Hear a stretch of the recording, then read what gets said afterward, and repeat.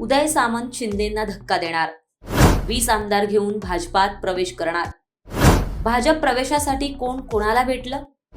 एकनाथ शिंदे कोणावर नाराज? नेमकं काय घडलंय? एकनाथ शिंदेंच्या शिवसेनेचे नेते आणि राज्याचे उद्योग मंत्री उदय सामंत हे सध्या चर्चेत आलेत. काँग्रेस आमदार विजय वडेट्टीवार यांच्या एका विधानामुळे उदय सामंतांवर संशय व्यक्त केला जातोय. महायुतीत एकनाथ शिंदेंची गरज राहिली नसून त्यांना बाजूला करण्याचा प्रयत्न सुरू असल्याचा दावा विजय वडेट्टीवार यांनी केलाय. तर शिंदेंना बाजूला करून नवा उदय होईल असं वडेट्टीवार यांनी म्हटलंय. त्यामुळे राजकीय वर्तुळात उदय सामंतांबाबत संशयाचं वातावरण निर्माण झालंय. एक म्हण आहे मराठी, तुझं माझं जमेना तुझ्या वाचून करमेना. काही नाराजी काहून पुन्हा काही पदरात मिळेल एवढाच आता विषय राहिलेला आहे.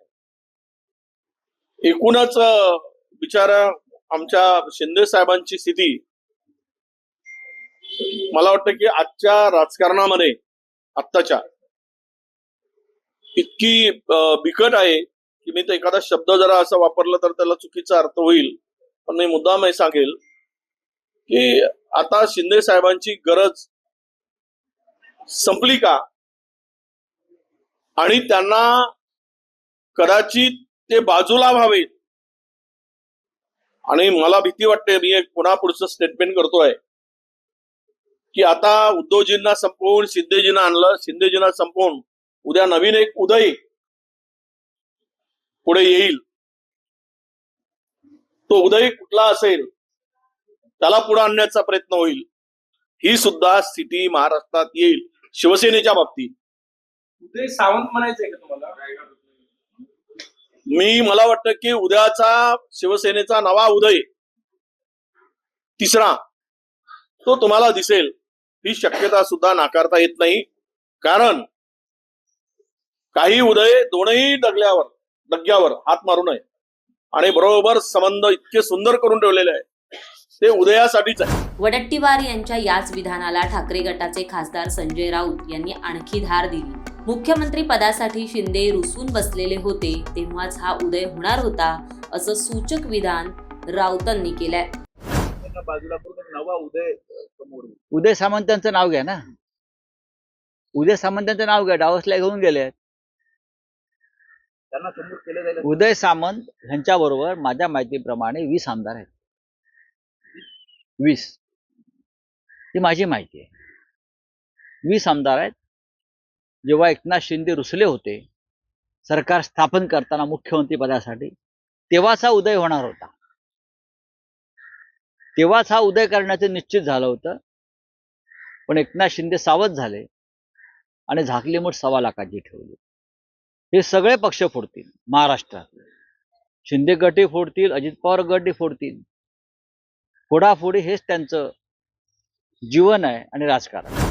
वडेट्टीवार आणि राऊतांच्या विधानाची चर्चा दाओसला गेलेल्या उदय सामंतांपर्यंत पोहोचल्यानं त्यांनीही यावर उत्तर दिलंय. संजय राऊत यांनी माझ्या बाबतीत केलेलं विधान मी ऐकलं.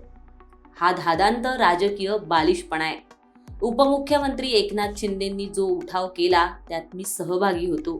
त्यातूनच मला राज्याचे 2 वेळा उद्योगमंत्री पद मिळाल्याची मला जाणीव आहे.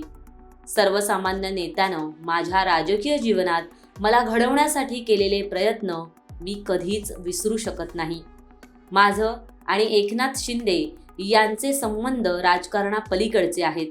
त्यामुळे आमच्या दोघांमध्ये कुणीही वाद घालण्याचा केविलवाणा प्रयत्न केला तर तो यशस्वी होणार नाही असं सामंतांनी थेट सांगितलंय. तर वडेट्टीवारांनी भाजप प्रवेशासाठी फडणवीसांची किती वेळा भेट घेतली हे मी सांगत नाही असा पलटवार देखील सामंतांनी यावेळी केलाय.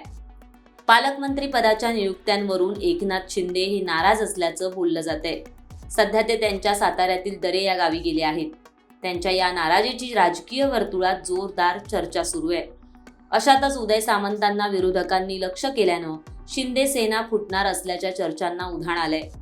उदय सामंत काही आमदारांना घेऊन भाजपमध्ये प्रवेश करतील असं बोललं जातंय. खरं तर उदय सामंत हे अनेक पक्ष बदलून शिंदेंच्या शिवसेनेत आलेत. आधी ते राष्ट्रवादी काँग्रेसमध्ये होते, त्यानंतर ते शिवसेनेत गेले.